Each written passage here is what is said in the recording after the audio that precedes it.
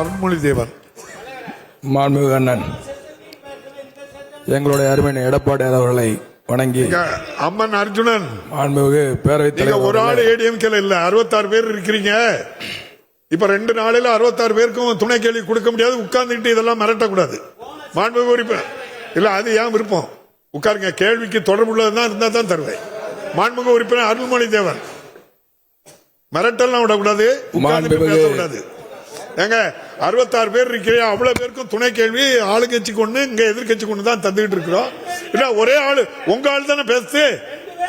இல்ல இல்ல இத பற்றி டிஸ்கஷன் பண்ண கூடாது. உட்காருங்க. எல்லாரும் ஒரு கேள்வி தான் துணை கேள்வி கேட்பாங்க. கேட்காத ஆட்கள் பார்த்து தான் கொடுத்துட்டு இருக்கு. நீங்க எதிர்கட்சி தலைவர் இருக்க, நீங்க பாத்துக்கிட்டு இருக்கீங்க. வந்திருக்க ஆளு ஒரே ஆளு அக்ரி கிருஷ்ணமூர்த்தி 2 தடவை கேட்டது ஒருக்கா கொடுத்திருக்க, அவருக்கு திரும்ப கொடுக்கல. யாரெல்லாம் திரும்ப இதுவரை கேட்காம இருக்காங்களோ அவங்கள பார்த்து தான் கொடுத்துக்கிட்டு இருக்கு. இதுல எந்த பாகுபாடும் கிடையாது.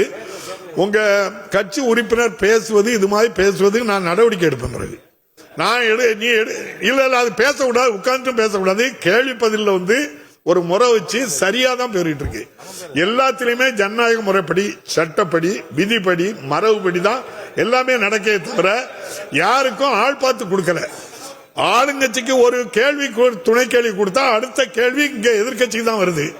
இதுல ஒரு ஆள் மட்டும் எனக்கு தரல அப்படின்னு சொல்லி உட்கார்ந்துட்டு பேசுற நாகரிகம் இல்ல. மாண்புமிகு உறுப்பினர்